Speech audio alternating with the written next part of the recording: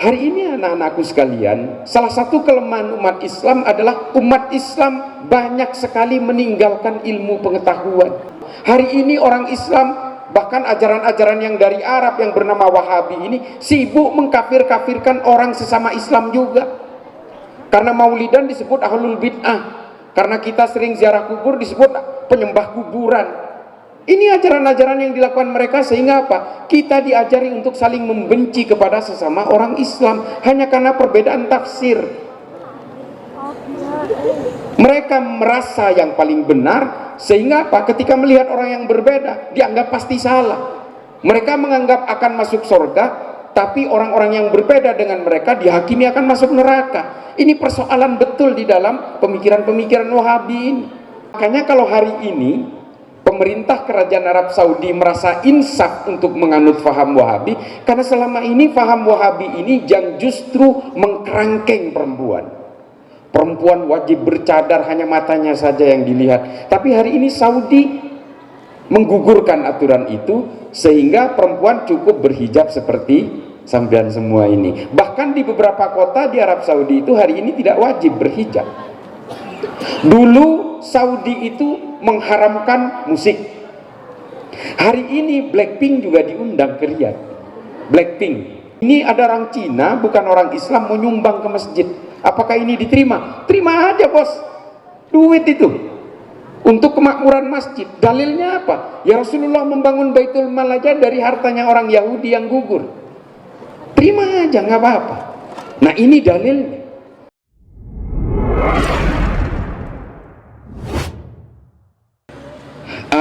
Bapak-bapak, ibu sekalian, anak-anakku semua, para santri, perkenalkan saya Islah Bahrawi. Saya sehari-hari bekerja sebagai tenaga ahli pencegahan radikalisme, ekstremisme, terorisme di Mabes Polri. Jadi pekerjaan saya itu adalah menemui teroris-teroris yang ditangkap untuk tahu apa sih isi kepalanya mereka. Nah itu salah satu pekerjaan saya. Yang kedua, saya juga banyak aktif di beberapa organisasi. Saya dulu juga pernah nyantri. Ini anak-anakku sekalian, saya pernah menjadi seperti kalian semua ini. Saya pernah jadi santri seperti kalian. Saya dulu nyantri di pondok pesantren Syekhona Muhammad Khalil di Bangkalan. Nah, Syekhona Muhammad Khalil ini adalah guru dari Mbah Hashim As'ari, muassis, pendiri dari Nahdlatul Ulama. Jadi saya lahir di Madura.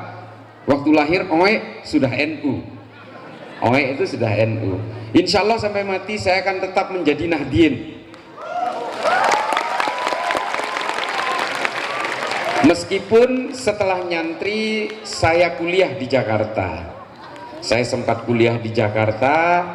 Saya sarjana sastra di Jakarta. Kemudian saya alhamdulillah ditakdirkan sempat belajar di Amerika. Jadi santri-santri, anak-anakku, jangan minder kalian, bahwa perjalanan nasib, perjalanan takdir itu tidak bisa diduga. Saya yang lahir di kampung kecil, yang waktu saya di Madura itu belum ada listrik. Setelah saya pergi kuliah ke Jakarta, baru listrik itu hidup di Madura. Nah, saya kemudian berangkat ke Amerika. Tapi saya ke Amerika belajarnya belajar Islam. Agak kebalik. Kalau orang belajar Islam itu ke Timur Tengah, saya belajarnya ke Amerika. Alhamdulillah, saya belajar sejarah dan filsafat Islam di sebuah sekolah namanya Zaituna Institute di Berkeley, di California. Saya tinggal tahunan di Amerika. Saya kembali ke Indonesia tahun 2004. Nah, ketika kejadian yang 9/11, 9 September itu, yang 2 gedung ditabrak pesawat terus ambruk itu, saya tinggal di sana. Saya jadi tahu persis yang sebelumnya saya menjadi orang Islam baik-baik di Amerika. Tiba-tiba gara-gara kejadian itu saya juga menjadi tertuduh seolah-olah semua orang Islam itu teroris. Saya merasakan itu. Ketika masjid-masjid ditutup, ketika saya sholat Jumat itu isinya di belakang itu intel-intel FBI semua. FBI itu polisinya Amerika, kurang lebih seperti itu. Nah, itu adalah saya menjadi bagian dari korban segelintir manusia yang justru mengatasnamakan Islam, membunuh orang lain, tapi sebenarnya dia itu adalah pengkhianat Islam. Kenapa? Rasulullah mengajarkan kita di dalam Islam itu membawa Islam dengan cinta. Nah, ini yang kemudian tidak bisa dilakukan oleh orang-orang yang kemudian menjadi teroris ini. Orang-orang yang memilih menjadi teroris, saya menemukan kesimpulan yang sama, bahwa 99,9% teroris yang ditangkap oleh Densus 88 itu fahamnya sama semua. Bukan NU yang jelas. Fahamnya adalah Wahabi Salafi. Ini yang dimiliki oleh mereka. Di sini ada? Ada nggak? Saya ceritakan. Wahabi Salafi ini bukan kata saya, tapi pengakuannya mereka. Pengakuan teroris-teroris yang ditangkap itu mengaku bahwa mereka menganut faham Wahabi, yang kemudian di Indonesia karena Wahabi ini identik dengan terorisme, dengan kekerasan, dengan kebencian, mereka di Indonesia dan juga di seluruh dunia hari ini mengubah namanya menjadi Salafi. Nyamar mereka. Nah, ini yang menjadi masalah. Padahal dulu Rasulullah itu mengajarkan kita untuk membawa Islam itu hanya kepada dua hal yang sederhana. Tidak boleh benci, kita tidak boleh melakukan kekerasan kepada orang lain. Yang dibawakan oleh Rasulullah itu hanya dua, yaitu yang pertama adalah akhlakul karimah. Kita harus punya akhlak yang baik.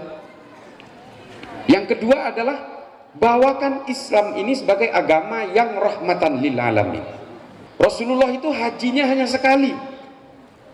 Tapi karena haji, setelah berhaji itu Rasulullah wafat, maka kemudian disebut hajinya Rasulullah ini sebagai haji perpisahan, haji wada. Nah, ketika melakukan haji itu Rasulullah memberikan khutbah.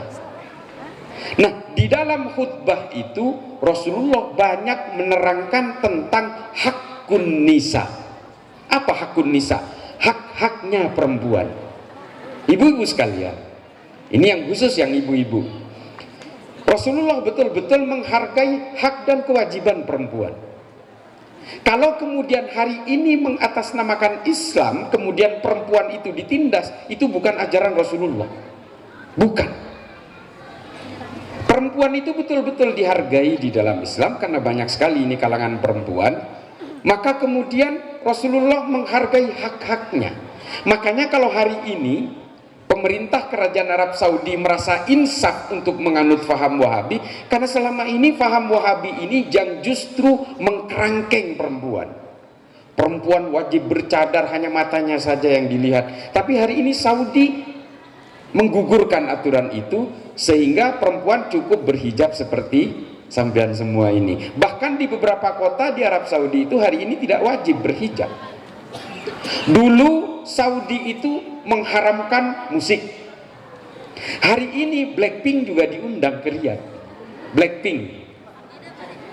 Nah, ini adalah perkembangan baru yang terjadi hari ini, ketika di tanah kelahirannya sendiri Wahabi itu sudah tidak disukai oleh pemerintah kerajaan Saudi, sehingga hari ini semuanya mulai dirubah. Perempuan sudah boleh nyetir, perempuan sudah boleh bekerja, perempuan sudah boleh sekolah setinggi-tingginya, sampai astronot pertama dari Saudi itu seorang perempuan. Nah, ini adalah perkembangan baru, anak-anakku semua dari kalangan perempuan. Jangan kemudian merasa minder karena kalian menjadi seorang muslimah. Islam memberikan ruang yang sama, kenapa? Karena menjadi perempuan dan laki-laki itu bukan kehendak kita. Menjadi seorang perempuan itu juga takdir dari Allah. Menjadi laki-laki juga kehendaknya Allah. Maka tidak boleh kemudian mengatasnamakan Islam perempuan itu ditindas, diintimidasi, dikerangkeng dan diborgol. Ini nggak boleh. Kalau perempuan harus menutup aurat, ya tolong sadari itu. Nah, ini adalah ajaran-ajaran Rasulullah, bagaimana Rasulullah itu menghargai kalangan perempuan. Anak-anakku sekalian, Bapak Ibu semua, kalau kita ingin meneladani Rasulullah, maka kita harus meniru Rasulullah. Hari ini banyak ulama yang ketika berceramah mengumbar kebencian, mencaci maki ulama yang lain, dan juga mengumbar kebencian kepada orang yang berbeda. Ini niru siapa? Saya nggak tahu. Kalau perang-perang pada zaman Rasulullah itu adalah perang untuk agama, tentu saja Rasulullah hanya mewajibkan kepada orang Islam, tidak mewajibkan kepada orang-orang kafir, orang-orang Kristen, dan orang-orang Yahudi. Tapi Rasulullah mewajibkan ini semua. Tujuannya apa? Supaya membela Madinah, membentengi Madinah dari para penyerbu dari Mekah, orang-orang kafir Quraisy, dari orang-orang Parsi, dan juga orang-orang Romawi pada saat itu. Nah, ini adalah gambaran bagaimana Rasulullah membangun kecintaan terhadap negara yang bernama Madinah itu. Dan hari ini justru banyak ustadz-ustadz yang ingin menegakkan khilafah, justru meminta kita jangan membela tanah air. Ini modus ini. Rasulullah tidak mengajarkan demikian. Bahkan di dalam salah satu kitab sejarah, dalam Tarikh At-Tabari disebutkan salah seorang korban perang Uhud itu adalah seorang Yahudi. Nah, inilah dalil membela tanah air itu. Kemudian yang kedua adalah kalau ada orang bertanya, Cak Islah, saya dipanggilnya Cak Islah biasa. Sering ditanya, ini ada orang Cina bukan orang Islam mau nyumbang ke masjid, apakah ini diterima? Terima aja bos, duit itu untuk kemakmuran masjid. Dalilnya apa? Ya Rasulullah membangun Baitul Mal aja dari hartanya orang Yahudi yang gugur. Terima aja, nggak apa-apa. Nah, ini dalilnya. Nah, ini adalah gambaran kepada kita bagaimana Rasulullah itu tidak pernah gelisah oleh keimanan orang lain. Padahal ketika Rasulullah menguasai Madinah, itu di situ masyarakatnya bermacam-macam. Ada orang Kristen, ada orang Yahudi, dan bahkan sampai Rasulullah wafat pun di situ masih ada orang Yahudi dan orang Nasrani. Artinya apa? Rasulullah tidak pernah memaksa orang-orang yang tidak memeluk Islam untuk memeluk Islam. Tidak ada pemaksaan. Rasulullah membangun kesadaran tentang Islam itu dengan cinta, dengan kemanusiaan, dengan damai. Ini adik-adikku sekalian, anak-anakku semua, konsep dakwahnya Rasulullah inilah yang harus kita lakukan hari ini, ya. Anak-anakku santri semua, jangan pernah ikut-ikutan mereka yang gemar mencaci maki orang lain. Nah, hari ini ajaran-ajaran Wahabi itu banyak sekali yang justru mengkafir-kafirkan orang yang berbeda. Orang yang merayakan maulid dikatakan dia ahlul bid'ah karena Rasulullah tidak pernah merayakan hari kelahirannya. Padahal kalau kita mau berkata bid'ah, kalau kita mengacu kepada perbuatan-perbuatan yang tidak dilakukan Rasulullah, banyak sekali hari ini melakukan perbuatan yang justru tidak dilakukan pada zaman Rasulullah. Artinya apa? Meskipun Rasulullah tidak melakukan itu bukan berarti dilarang. Ini tolong dicatat. Meskipun Rasulullah tidak melakukan pada zamannya dan kita lakukan hari ini, belum tentu itu adalah amaliyah yang dilarang. Ini Bapak Ibu sekalian semua, anak-anakku. Contohnya apa? Al-Quran. Apakah pada zaman Rasulullah Al-Quran itu sudah dijadikan buku seperti hari ini? Enggak ada. Pada zaman Rasulullah Al-Quran itu dihafal, sebagian ditulis di dalam daun-daun lontar atau di pelepah kurma. Dan mulai dikumpulkan tulisan-tulisan dan para penghafal itu pada zaman Sayyidina Umar, dan dirampungkan pada zaman Sayyidina Utsman. Dan kemudian Al-Quran yang beredar hari ini yang ada di tangan kita itu disebut dengan Mushaf Utsmani. Itu awal ceritanya. Artinya pada zaman Rasulullah Quran itu tidak berbentuk buku seperti kita. Apakah ini bid'ah? Apakah ini dilarang? Enggak. Sholat taraweh juga misalnya. Sholat taraweh pada zaman Rasulullah itu dilakukan sendiri-sendiri di rumah masing-masing. Lalu pada zaman Sayyidina Umar lah dirubah, sholat tarawih dilakukan berjamaah di masjid dan dilakukan sampai hari ini. Apakah ini bid'ah yang dilarang? Enggak. Artinya apa? Banyak sekali ibadah-ibadah kita itu hari ini yang justru dilakukan pertama kali pada zaman para sahabat, pada zaman Khulafaur Rasyidin, dan zaman Rasulullah tidak dilakukan. Nah, ini banyak ditulis tuntas oleh seorang ahli sejarah dan juga ahli fikih dalam Islam, namanya Imam As-Suyuti, yang menulis Tarikhul Khulafa. Di situ diterangkan semua apa yang dilakukan pertama kali pada zaman khalifahnya para sahabat itu, yang tidak dilakukan pada zaman Rasulullah. Nah, ini adik-adik sekalian semua, saya minta kalian harus banyak membaca kitab-kitab tarikh supaya kalian tahu dan kalian juga mengenal perjalanan Islam ini dari masa ke masa. Itu penting. Ini tadi, ini ada warisan Kiai Yusuf Fikih. Saya lihat di situ. Di situ ada salah satu kitab tafsir kesukaan saya, itu namanya Tafsirul Marogi. Nah, ini harus dibaca ini. Ada tadi saya lihat di rak. Ini salah satu kitab tafsir yang saya suka karena tahlili, analisisnya sangat luar biasa. Ada dua kitab tafsir dari Al-Quran yang paling saya suka. Yang pertama yang ditulis oleh Syekh Muhammad Thohir bin Ashur. Nama kitabnya At-Tahrir wa Tanwir. Ini saya suka sekali karena bermetode tahlili dengan analisis yang luar biasa. Nah, ini juga Al-Marogi ini juga ada itu warisannya dari Kiai Yusuf Fakih, saya tanya. Itu harus dibaca. Bagus sekali itu kitab tafsir itu. Nah, hari ini anak-anakku sekalian, salah satu kelemahan umat Islam adalah umat Islam banyak sekali meninggalkan ilmu pengetahuan hari ini. Padahal Islam itu pernah berjaya dengan ilmu pengetahuan. Hari ini orang Islam, bahkan ajaran-ajaran yang dari Arab yang bernama Wahabi ini sibuk mengkafir-kafirkan orang sesama Islam juga. Karena maulidan disebut ahlul bid'ah, karena kita sering ziarah kubur disebut penyembah kuburan. Ini ajaran-ajaran yang dilakukan mereka, sehingga apa? Kita diajari untuk saling membenci kepada sesama orang Islam hanya karena perbedaan tafsir. Mereka merasa yang paling benar, sehingga apa? Ketika melihat orang yang berbeda, dianggap pasti salah. Mereka menganggap akan masuk surga, tapi orang-orang yang berbeda dengan mereka dihakimi akan masuk neraka. Ini persoalan betul di dalam pemikiran-pemikiran Wahabi ini. Pasti di sini banyak ini, karena ada pesantren besar bernama Baitul Arqam. Biasanya mereka akan mendirikan pesantren juga di sekitaran itu.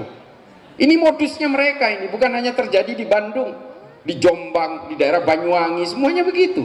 Kalau ada pesantren NU yang berdiri, biasanya mereka membuat saingan 1-2 km di sekitar itu. Sengaja itu. Dan isinya adalah mengkafir-kafirkan orang-orang Nahdliyin, orang-orang NU. Biasa itu. Karena apa? Karena mereka ingin memecah belah NU. NU itu adalah penyangga utama di bangsa ini. Kalau NU ini ambruk, nggak usah ngomongin Pancasila. Pancasila itu ambruk juga. Bahkan kita diajari oleh para muassis, para ulama-ulama NU, tidak boleh gelisah dengan perbedaan. Karena perbedaan ini sunatullah. Tidak mungkin orang NU itu punya cita-cita menegakkan khilafah. Nggak mungkin. Cita-cita politik NU itu mentok hanya ingin menjaga keutuhan negara kesatuan Republik Indonesia. Nggak ada lagi. Menjaga toleransi dan sebagainya. Kita kan udah biasa diajarin untuk yang berbeda seperti ini. Maka anak-anakku sekalian, jadilah generasi Nahdliyin masa depan yang berbasis ilmu pengetahuan dan tetap menjalin persaudaraan di antara kita sesama umat Islam. Harus. Kalau ulama-ulama yang mengajarkan kebencian, caci maki, ini mohon maaf, yang nggak usah diikuti lah. Nanti kita akan ikut membenci siapapun yang berbeda. Saya juga mengatakan soal Wahabi dari tadi ini, bukan saya benci kepada Wahabi, tapi kalau dia menghentikan aksi-aksi mengkafirkan kepada orang lain yang berbeda, saya juga nggak terima. Sampai kapan kita akan gelisah oleh perbedaan? Sampai kapan kita akan sibuk menghitung dosa orang lain? karena perbedaan itu sunnatullah, nggak bisa kita hindari. Nah, Bapak Ibu sekalian, mudah-mudahan ini bisa bermanfaat, terutama para asatid ini, bapak-bapak yang di sana ini, dan juga para kiai yang ada di sana. Mudah-mudahan ini bisa bermanfaat, terutama bagi saya yang fakir ilmu, dan juga bermanfaat bagi anak-anakku, para santri sekalian. Jadilah kalian santri yang menatap masa depan.